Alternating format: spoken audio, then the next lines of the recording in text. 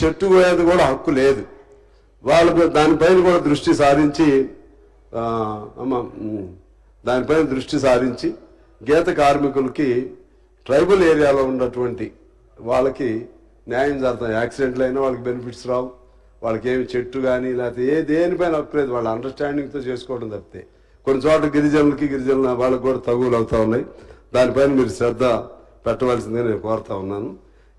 ఇది బీసీ అంశం వచ్చింది కాబట్టి ప్రధానంగా ఒక అంశం మీ దృష్టికి తీసుకురావాలి అధ్యక్ష. బీసీ గౌరవానికి ప్రత్యేక నాకు తెలిసి ఈ కాలంలో ఈ 100 ఏళ్ల కాలంలో ఈ 70-80 ఏళ్ల కాలంలో ధర్మభిక్షం గారు బొమ్మగాని ధర్మభిక్షం గారు నల్గొండ జిల్లాలో బిఎన్ అంటే భీమిరెడ్డి నరసింహారెడ్డి గారు, అలాగే చుక్కా రామయ్య గారు, దొడ్డా నరసయ్య గారు, అలాగే మన ఉప్పునూతల పురుషోత్తమ రెడ్డి గారు, ఇంకా మన సినిమా యాక్టర్ అప్పుడు ప్రభాకర్, వీళ్ళందరికీ ఆయన ఒక ప్రేరణ. తెలంగాణలో అసలు తెలంగాణ ఆ రోజు సాయుధ పోరాటానికి కేంద్రం నల్గొండ అయితే నల్గొండ ఆ సాయుధ పోరాటానికి ప్రేరణ ఎవరంటే ధర్మభిక్షం గారు. ఇప్పుడు ఏ పార్టీలో ఉండే వాళ్ళందరూ కూడా మేము ధర్మభిక్షం గారితో తిరిగాం. 5 సార్లు 2 సార్లు ఎంపీకి చేశారు, 3 సార్లు ఎమ్మెల్యేగా సూర్యాపేట నుంచి గెలిచారు, తర్వాత నల్గొండ నుంచి గెలిచారు, నకిరేకల్ నుంచి గెలిచారు, ఎక్కడుంటే ఆడు గెలిచారు. అంత గొప్ప వ్యక్తి ఆయన. మరి సూర్యాపేట అయితే నాకేమి పెద్ద ఇబ్బంది ఏమి రాదు. తర్వాత అసలు పేరు ధర్మభిక్షం కాదు, ఆయన పేరు వట్టి భిక్షమే. రాజాబహదూర్ వెంకటరామరెడ్డి అని ఆయన ఇక్కడ రెడ్డి హాస్టల్ నడిపిన సందర్భంలో దాన్ని బేస్ చేసుకుని అక్కడ నల్గొండలో జరిపాడు. అందుకని ఈ అంశం వచ్చింది కాబట్టి ఆయన్ని గౌరవార్థం ఆయన గుర్తించే విధంగా ఆ జిల్లాకి సూర్యాపేట అంటే ఇంకో పేరు లేదు, డిస్టర్బ్ అయిద్దని కూడా నేను అనుకోను. అవకాశం ఉంటే సూర్యాపేట జిల్లాకి ఆయన పేరు పెట్టడమా, లేకపోతే ఒక ప్రాజెక్టుకి పెట్టడమా, లేకపోతే ఇంకో చోట ఏదన్నా కాలేజీకి పెట్టడమా. ఎందుకంటే ఆయన స్కూల్ పెట్టి చాలా మందికి సుక్కారామయ్య గారు లాంటి వాళ్ళకే ఆయన ఆ స్కూల్ ద్వారా డెవలప్ చేశారు ఆయన. అందువల్ల అది ఒకటి కాన్సన్ట్రేట్ చేయమని నేను కోరుతున్నాను అధ్యక్ష. ఇక మున్సిపల్ రంగానికి సంబంధించి ఇది 3వ డిమాండ్. నేను బ్రీఫ్గానే త్వరితగతిన పూర్తి చేస్తున్నాను. దీనికి సంబంధించి ఈ ఎల్ఆర్ఎస్లు బీఆర్ఎస్లు వాటిని సీరియస్గా పట్టించుకోకపోతే ఇబ్బంది అవుతుంది. అదేవిధంగా ఎందుకంటే ఇంతవరకు మా దగ్గర అయితే కొత్తగూడెంలో పాల్వంచలో 76 జీవో ఇటువంటి ఎన్ని ఉన్నాయి. 76 అంటే టోటల్ సింగరేట్గా అప్లై అయ్యేటువంటి జీవో. దాన్ని టేకప్ చేయకుండా ఉంటే అటు ప్రభుత్వానికి ఆదాయం రావట్లేదు, అక్కడ ఉండే వాళ్ళకి కూడా ఇబ్బంది అవుతుంది. ఎందుకంటే రాజశేఖర రెడ్డి గారు ఉన్నప్పుడు పెట్టింది అది 76 జీవో. దాన్ని అమలు చేయడానికి ఇంతవరకు ఎందుకని మరి నేను మా శ్రీనివాసరెడ్డి గారు కూడా చాలాసార్లు చెప్పాను, అధికారుల దృష్టికి కూడా తీసుకెళ్లాను. సీరియస్గా దాని మీద ఫోకస్ పెట్టాలని చెప్పి మీ ద్వారా నేను కోరుతున్నాను అధ్యక్ష. అలాగే దానిలో పనిచేసే కాంట్రాక్టర్లకి కార్మికులకు కేవలం 12,000 ఇస్తున్నారు అధ్యక్ష, కేవలం 12,000 ఇస్తున్నారు. అదేవిధంగా వాళ్ళు ఎవరు చనిపోతే అవుట్ సోర్సింగ్ వాళ్ళు చనిపోతే ఇంతకుముందు చనిపోయినప్పుడు కర్మకాండాలకు ఏదో డబ్బులు ఇచ్చేవాళ్ళు. ఇప్పుడు ఆ చనిపోయిన మీరు అవుట్ సోర్సింగ్ కాబట్టి అని చెప్పి ఆ డబ్బులు కూడా ఇవ్వట్లేదు అధ్యక్ష. ఇటువంటివన్నీ కూడా పట్టణాల్లో జాగ్రత్తగా ఆలోచన చేయాలి. రెండోది హైదరాబాద్ లాంటి చోట ఇతర చోట స్లమ్ ఏరియాస్ చాలా ఉంటాయి అధ్యక్ష. ఈ స్లమ్ ఏరియాస్ సంబంధించి ఒక స్పష్టమైనటువంటి ఒక విధానాన్ని ప్రభుత్వం తీసుకుని ఎన్ని స్లమ్ ఏరియాస్ ఉన్నాయో not only in Hyderabad, every town దానికి సంబంధించి స్పెషల్ ఫండ్ ఏదైనా పెట్టి ఆ స్లమ్ ఏరియాస్ని డెవలప్ చేయాల్సింది. ఎందుకంటే అక్కడంతా ముఖ్యంగా పేదలు దళితులు ఉండేటువంటి ఏరియాలు. వాటికి సంబంధించి స్పెషల్ ఫోకస్ పెట్టాలి, స్పెషల్ ఫండ్ పెట్టాలి, దాన్ని బాగు చేయాల్సిన అవసరం ఉందని మీ ద్వారా ప్రభుత్వానికి తెలియజేస్తా ఉన్నాను అధ్యక్ష. అదేవిధంగా పట్టణాల్లో ఇప్పుడు గ్రామాల్లో మన ఈజీఎస్ వర్క్స్ ఉన్నాయి అధ్యక్ష. పట్టణాలకు సంబంధించి పట్టణ పేదల్ని ఏదో మెప్మా లాంటివి ఉన్నాయి కానీ దానివల్ల పెద్దగా అంత ఉపయోగదాయకంగా ఏదో కొద్దిగా ఈ మన సెల్ఫ్ హెల్ప్ గ్రూపులకు పనికొస్తాయి కానీ పట్టణ పేదలకి సంబంధించి ఏదో ఒక పద్ధతుల్లో బహుశా ఏ రాష్ట్రం లేదు, వాళ్ళకు ఒక స్కీమ్ పెట్టి ఆ ఈజీఎస్ లాగా గ్రామాల్లో ఉన్నటువంటి వాళ్ళకు ఉపాధి ఎలా కల్పిస్తున్నారో పట్టణంలో ఉన్నటువంటి పేదలకు కూడా ఉపాధి కల్పించాల్సిన అవసరం ఉందని చెప్పి మీ ద్వారా నేను విజ్ఞప్తి చేస్తున్నాను అధ్యక్ష. అదేవిధంగా ఈ మధ్య ఇప్పుడు మాది కూడా ఇవాళ సాయంత్రం బిల్లు అవుతుంది అనుకుంటా. కొత్తగూడెం మున్సిపాలిటీ పాల్వంచ మున్సిపాలిటీ కలిపి కార్పొరేషన్ చేస్తున్నట్టున్నారు.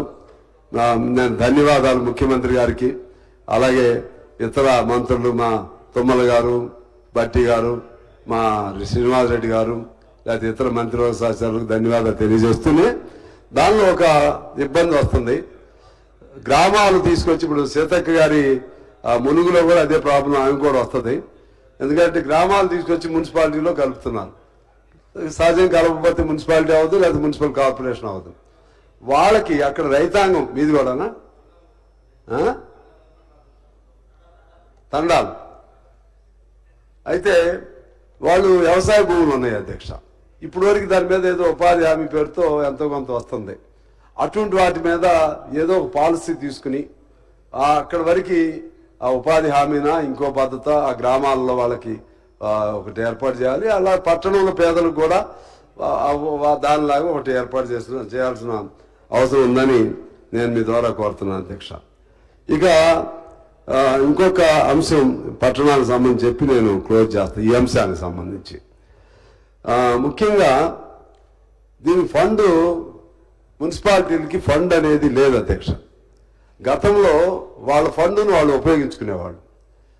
తర్వాత ఏమొచ్చిందంటే ఈ 10 ఏళ్ల కాలంలో వాళ్ళు పన్నులు ట్యాక్సులు వసూలు చేస్తే లేకపోతే వాళ్ళకి వచ్చే డబ్బులు అక్కడ కాకుండా ట్రెజరీ పేరుతో స్టేట్కి తెప్పించుకునేవాళ్ళు అధ్యక్ష. అది మున్సిపాలిటీలోనే అదే పద్ధతి ఉంది సార్. శ్రీధర్ బాబు గారు కొద్దిగానండి. మున్సిపాలిటీల్లో గ్రామాల్లో మనం ఇవ్వాల్సింది డబ్బులు పోయి వాళ్ళ డబ్బులు వాళ్ళు వసూలు చేసుకుంటే ఆ డబ్బులు తీసుకొచ్చి ట్రెజరీ పేరుతో స్టేట్లోకి వస్తున్నాయి. స్టేట్లో వస్తే వీటి వేరే వాటికి ఖర్చు పెట్టుకుంటున్నారు. అందువలన 5 నెలలు 6 నెలలు 5 నెలలు 6 నెలలు జీతాలు ఇవ్వలేని పరిస్థితి అధ్యక్ష. జీతాలు వీళ్ళు కాదు ఇచ్చేది, జీతాలు గ్రాంట్ వాళ్ళ నుంచి వాళ్లే. గవర్నమెంట్ ఏమి జీతాలు ఇవ్వదు. పూర్వం ఇచ్చేవాళ్ళు, పూర్వం లైట్లకి ఇచ్చేవాళ్ళు. ఇప్పుడు అది కూడా లేదు. టోటల్గా మనకి ఏంటంటే చట్టంలో పేరుంది, దాన్ని అడ్డం పెట్టుకున్నారు. మన స్థానిక ప్రభుత్వాలు, మున్సిపాలిటీలు అంటే స్థానిక ప్రభుత్వం, పంచాయతీలు అంటే స్థానిక ప్రభుత్వాలు. మరి ఆ ప్రభుత్వాల సొమ్ములు మనం తీసుకొచ్చి మనం వాడుకుంటూ తిరిగి వాళ్ళకి ఇవ్వకపోవటం చాలా అన్యాయం అధ్యక్ష. అందువల్లనే 5 నెలలు 6 నెలలు కూడా జీతాలు ఇవ్వలేని పరిస్థితి వస్తుంది. అందువల్ల డైరెక్ట్గా వాళ్ళు వసూలు చేసే పన్నులు వాళ్ళకే ఉండాలి, వాళ్ళ దగ్గర ఉన్న వాళ్ళ ద్వారానే ఉండాలి. లేకపోతే బలుపు వేయడానికి కూడా డబ్బులు లేవు అధ్యక్ష. అదే మందని కాదు, అక్కడి నుంచి వచ్చేదే. నేనేది నీకు 10 ఏళ్ల నుంచి జరుగుతుందమ్మా. ఇప్పుడు అనేది నేను ఆ ప్రభుత్వం ఈ ప్రభుత్వం అనేది కాదు. ఆ సిస్టమ్ మార్చాలని నేను అడుగుతున్నా. మనం అదనంగా ఇవ్వలేకపోతున్నాం. వాళ్ళు తెచ్చుకోవాలి, వాళ్ళని వాడుకోవాలి కదా. అది అందువలన రెండు ఇటు అదేవిధంగా మనం కూడా ఒకటి చెప్పాను నేను, కొద్దిగా ఎక్కువ జీతాలు ఇచ్చేవాళ్ళు, కొద్దిగా ఫైనాన్షియల్ వైబిలిటీ ఉన్న చోట అంత ఇవ్వడానికి వీల్లేదు, అందరు కూడా సమంగా ఉండాలని తగ్గించారు. అది సరిచేయమని చాలాసార్లు చెప్పాను. ఆ విధంగా అటువంటి కొద్దిగా జాగ్రత్త చేసి ఉండాలని చెప్పి నేను మీ ద్వారా కోరుతున్నాను అధ్యక్ష. అదేవిధంగా ఇక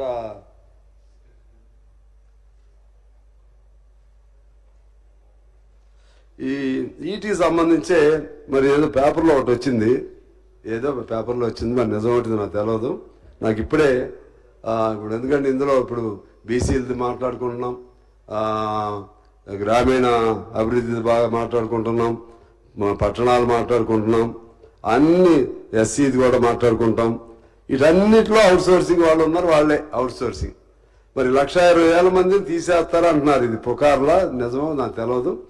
దానిపైన అట్లా తీసేయకుండా వాళ్ళకి ఇంకా ఏదన్నా ఆసరా కల్పించాలని మనం కోరుతుంటే అసలుగే తీసేస్తే మాత్రం అది గవర్నమెంట్కి చెడ్డ పేరు వస్తుంది. కొద్దిగా జాగ్రత్తగా ఉండవలసిందిగా నేను మీ ద్వారా గవర్నమెంట్ని కోరుతున్నాను అధ్యక్ష. అలాగే గిరిజనులకు సంబంధించి గిరిజనులు సాగు చేసుకుంటున్న భూముల పైన గిరిజన ప్రాంతాల్లో కూడా వాళ్ళకి పట్టాలు లేవు. మా సీతక్క గారికి బాగా తెలుసు. ఎందువల్లంటే అటు పోడు భూములు కానీ లేకపోతే పూర్వం ఎప్పుడో పట్టేదారులు వేరే అనే పేరుతో కానీ వాళ్ళకి పట్టాలు లేవు. వాళ్ళకి పట్టాలు లేకపోవటం వల్ల రైతు భరోసా రావట్లేదు, పట్టాలు లేకపోవటం వల్ల రైతు బీమా రావట్లేదు. ఈవెన్ పంటల బీమా కూడా మన ఆ మధ్య ఏది రైతు బంధు కూడా పట్టాదారుల పేరుతో జమీందారులు జాగీర్దారులు తినేశారు అధ్యక్ష. అందువలన దాన్ని ఇమీడియట్ గా సరిచేసి ఆయా ప్రాంతాల్లో ఉన్నటువంటి గిరిజనులకి పట్టాలు వచ్చే విధంగా ఇప్పుడు కొత్త రెవెన్యూ దానిలో కాస్తు కాలంలో వాళ్ళందరి పేర్లు ఎవరి సాగులో ఉన్నాయో వాళ్ళ పేర్లు వచ్చే విధంగా చేయాలి. మా దగ్గర కూడా అంబసత్రం లాంటి చోట ట్రైబల్ వ్యవసాయం చేసుకుంటుంటే వాళ్ళకి ఏ హక్కు లేకుండా 100 ఏళ్ళ నుంచి చేసుకుంటున్నారు ఒక దేవాలయ భూములు అనే పేరుతో. అటువంటి అంటే మధ్యలో నేను పోయినసారి ఎమ్మెల్యే ఉన్నప్పుడు వాళ్ళందరికీ బ్యాంకు రుణాలన్నీ ఇప్పించగలిగాం, మళ్ళీ రద్దు చేశారు. అవన్నీ కూడా ఇప్పుడు చేయాల్సిన అవసరం ఉందని చెప్పి నేను ప్రభుత్వాన్ని కోరుతున్నాను.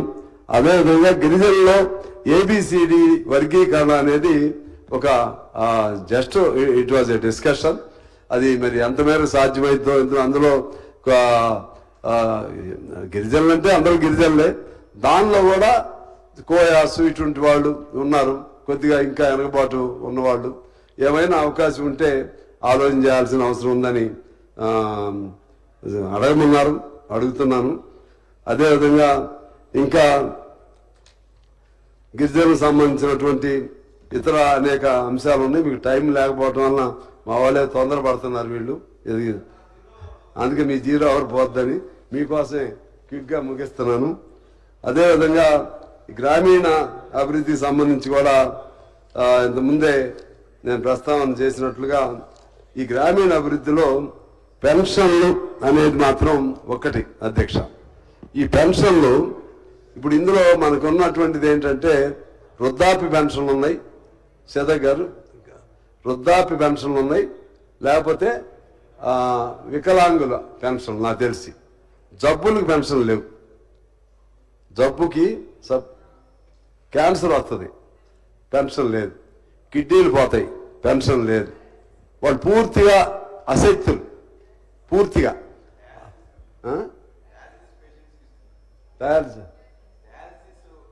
వీళ్ళు పెరాలసిస్ ఉందమ్మా, పక్షవాతం లేదు, అదే ఒక డయాలసిస్ అంత క్యాన్సర్. అంటే జబ్బులో ఉన్నవాళ్ళు అశక్తులుగా ఉన్నటువంటి వాళ్ళకు కూడా పెన్షన్ సౌకర్యం కల్పిస్తే న్యాయంగా ఉంటుందని నేను మీ ద్వారా కోరుతున్నాను అధ్యక్ష. దానిలో 50% అబోవ్ అని ఏదో పెట్టారు. అంటే 50 అంటే మేమేమనుకున్నాం, 2 కళ్ళు ఉంటే ఒక కన్ను పోతే వస్తుంది కదా అనుకుంటాం. ఒక కన్ను పోతే 50% పోయినట్టు కాదంట. అందుకని వాళ్ళకి అసలు రాదు.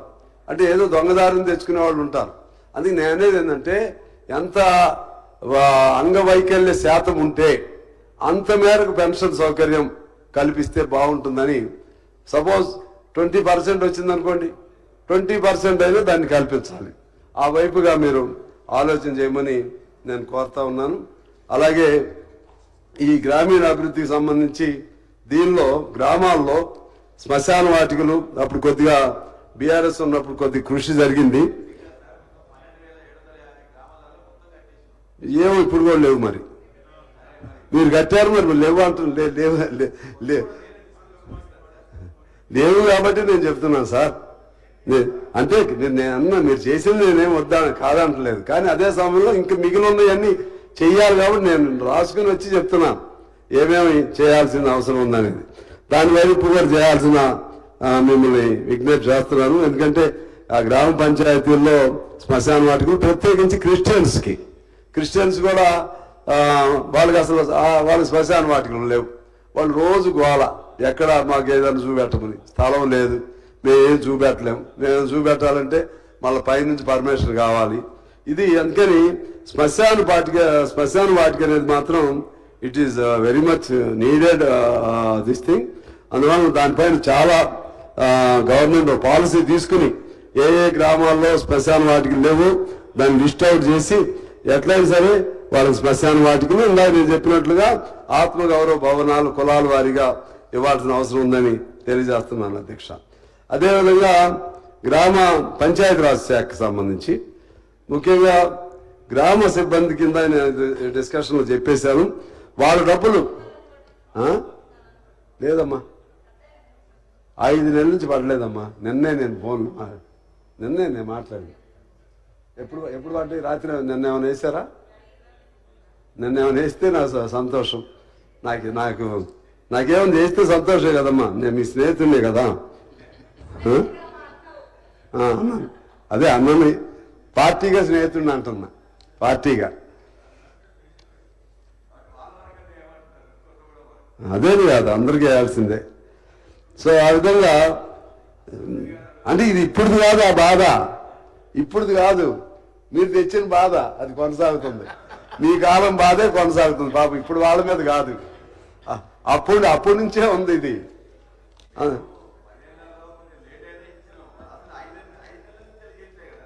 ఏమి ఇవ్వలేదు అప్పుడు కూడా. అదే అసలు అప్పుడు వచ్చినాయి బాధలు. ఆ బాధల నుంచి వాళ్ళు బయటపడలేకపోతున్నారు. అది తర్వాత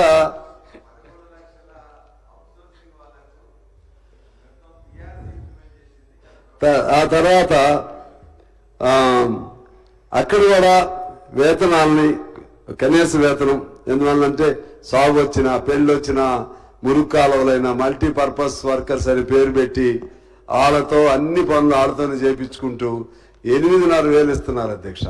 ఇది చాలా అన్యాయం. దాన్ని ఏ పద్ధతిలో చేస్తారో వాళ్ళు కూడా పెంచవలసినటువంటి అవసరం ఉందని నేను కోరుతున్నాను. అదేవిధంగా ట్యాంకులు ఉన్నాయి, ట్యాంకులు కట్టిస్తారు, మంచిగా ట్యాంకులు కట్టిస్తారు. ఆ ట్యాంకులు కడుగుతున్నారో లేదో చూసేవాళ్ళు లేడు. మురుగు కాలువలు కట్టిస్తారు. ఆ మురుగు కాలువల నీళ్లు అసలు అది దాని అలైన్మెంట్ కరెక్ట్గా ఉందా లేదా? కట్టించారంటే మురుగు కాలువ కొత్త జబ్బులు వచ్చినట్టే అధ్యక్ష. కొత్తగా మురుగు కాలువ కట్టిస్తే, ఇప్పుడని కాదు, మొదటి నుంచి ఉన్న అలవాటు అది. వాళ్ళు చూసుకోరు, ఇంజనీర్లు సరే చూడరు. ఆ డ్రైన్ వాటర్ ఫ్లో అవుతుందా లేదో చూడరు. అంతకుముందైతే వర్షాలు వచ్చినప్పుడు నీళ్లు ఉండేది, లేకపోతే మంచిగా ఉండేది. ఇప్పుడు ఎప్పుడు ఆ నీళ్లు స్టాక్ అయి ఉంటాయి. దానివల్ల చిన్న చిన్న పురుగులు వస్తున్నాయి, జబ్బులు. వాటర్ ట్యాంకులు మనకి రక్షిత వాటర్ ట్యాంక్ అని పేరు పెడతాం. రక్షిత మంచినీటి స్కీమ్ అంటాం. అది రక్షిత కాదు, అరక్షిత, ప్రాణహానితో కూడినటువంటి ట్యాంకులు అవుతున్నాయి. ఎందుకంటే కడిగే వాళ్ళు లేరు. కడగాలి కదా, అందులో కడకపోతే అందులో పురుగులు వస్తున్నాయి. లేనప్పుడన్నా ఏదన్నా విడిగా జాగ్రత్త పడేవాళ్ళు. ఇటువంటి జాగ్రత్తలు తీసుకోవాల్సినటువంటి అవసరం ఉందని నేను మీ ద్వారా ప్రభుత్వాన్ని కోరుతా ఉన్నాను అధ్యక్ష. అదేవిధంగా బీసీ షెడ్యూల్ కులాలకు సంబంధించి ఇది ఆఖరి అయిపోయింది. షెడ్యూల్ కులాలకు సంబంధించి నా టైం అంతా మీరు లాగేశారు ఇవాళ. టైం అంతా నేను చాలా కష్టపడి అన్ని డిమాండ్స్ మీద మా సార్ అయితే నాకు మంచిగా ఈజ్